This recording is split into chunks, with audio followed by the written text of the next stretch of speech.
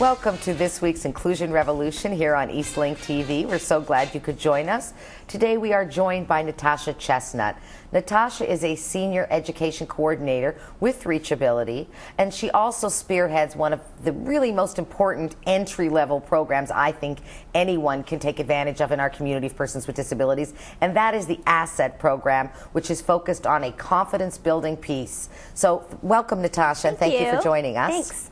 Thanks. Again, as I mentioned, the reason I was so interested in having you come on today is I'm hearing so much about the absence of confidence in persons with disabilities. I'm not suggesting other persons don't have it, but our focus is really integration of persons with disabilities here on Inclusion Revolution.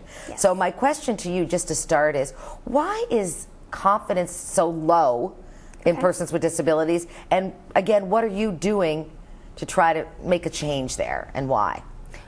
And I would love to talk about this because this is a huge barrier that I notice in clients coming in, is the lower levels of confidence. And you know, a lot of that is stemming from some of the barriers that people with disabilities would face, also the stigmas of society and even just the supports in their life.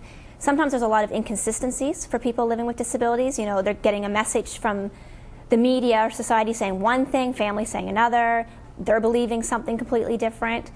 And you know, also just general setbacks. Things may not always come as easily to them as they do for people not living with a disability. Certainly, because our programs have that employment focus, what I see most often is people living with disabilities that, you know, maybe they've been let go from a job, maybe they're finding it harder to get jobs, and that's all really playing into how they feel about themselves. So it's definitely a huge thing, in my opinion, that needs to be addressed. Right. And again, specifically around persons with disabilities, as you know, I have such a concern around the stigma and the misunderstanding. Yes. And you know, as a disability awareness trainer, for me, it's extremely important to share to the mainstream community, the employers and public sector that I work with, the importance of realizing that nobody wants to be different. Everybody just wants to be included. And the additional stigma having a disability has, I can see how definitely it would weigh on what is already a challenge, which is self-confidence for anybody. So the clients are coming to you, and you know, different people who maybe want to work or move forward, or just really require that checking in on themselves. Or just feeling good about themselves in general. To feel good, exactly. What is the process in which you take them through? Yeah, well, with my program, the ASSET program, as you mentioned earlier, it's a 5-day program. So I really like to start it off on the first day. I usually work with 3 people at a time, no more than that. So it's fairly small groups, which is really important. Yeah, it keeps it pretty intimate, so you can give a lot of one-on-one time. The thing I like to talk about is that confidence is probably going to mean different things to different people. So there's that dictionary definition of confidence, which is how we view ourselves, and then there's what it means to the individual. So for some people, confidence just means, I just want to feel happy. Or for some people, confidence means being successful. So I really want to plug into each person what confidence means to them. And then obviously we have to look at the areas that they're lacking confidence, and I do different assessments to get an idea of that, but I really want to listen to them. They're going to tell me, I want to hear their story. So it's really doing a case by case. I don't want to get up there and just do a class on, you know, 20 tips to feel better about yourself. Because it's different for them. They're coming from such different experiences.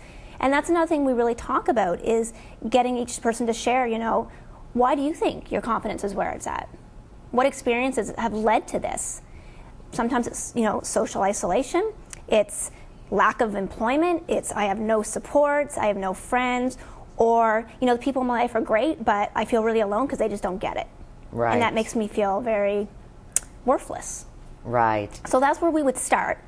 Now I could go through the rest of the 4 days and give you some more ideas of what we do, because we do quite a bit. I like to do a lot of case studies. I like to really address positive thinking strategies. I think that's a good start, is we have to get thinking more positively about our situation and how we're perceiving it.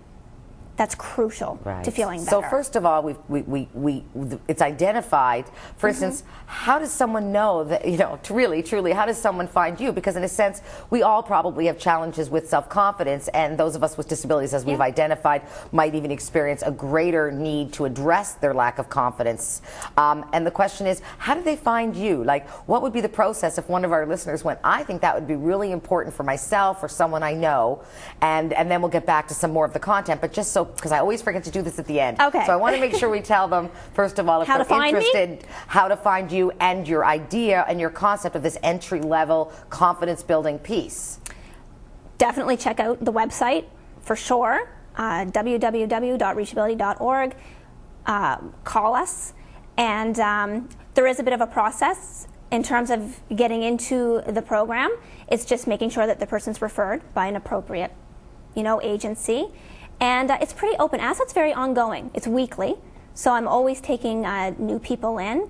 But definitely, if a person could just contact me, I can really steer them in the right direction, even if they just want to come in and meet me. Right. And I can talk to them about the program and explain what it's about, or over the phone. Right. So that's just the how to find you. But let me ask you also, how does someone know they need it? Do you know what I mean? I mean, we're sitting home, we're a little discouraged, we're frustrated, we've put in maybe a few resumes, nothing's happening. I can't speak to anyone's particular history. Yeah. But first of all, how do they know? What are the that signs? I'm sitting at home right now watching this show, and I'm going, you know what? This really is important for me as a first step. Yeah, I think when you're lacking confidence, first of all, there's probably a little bit of a sense of maybe helplessness or negativity, or maybe feeling just in general like my life's not going in the direction I want it to go, and you know, my life's not bad, but it's not great.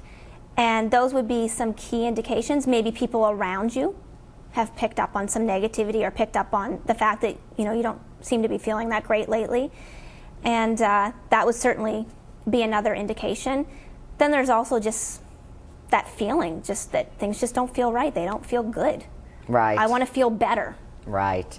So we want to feel better. We want to do it. But you mentioned it's 5 days, and you'll have to forgive me. I have to say to you, can we change the way we think, or at least affect some of the negative results of a lack of self-confidence would provide in 5 days? Or I mean, do they have a lot of homework? I don't really do a lot of homework. I do journaling and stuff like that. Okay. No, you're right. ASSET would really be sort of the tip of the iceberg, because that's really just coming in and realizing, wow, this is what's playing into my lack of self-confidence, and I have all these great ideas.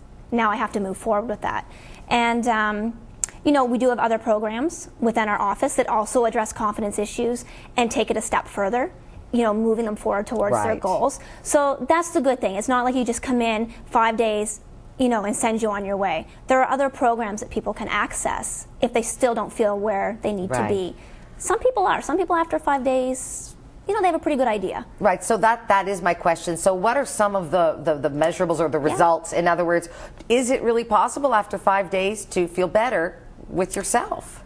Yes. Like I had mentioned earlier, I do assessments. So one of the things I do when people come in on the first day is I give them some assessments. Basically what I'm looking at is just to see what their scores are in different levels of confidence. So how they feel communication-wise, what's their work confidence, how do they feel about themselves personally, how do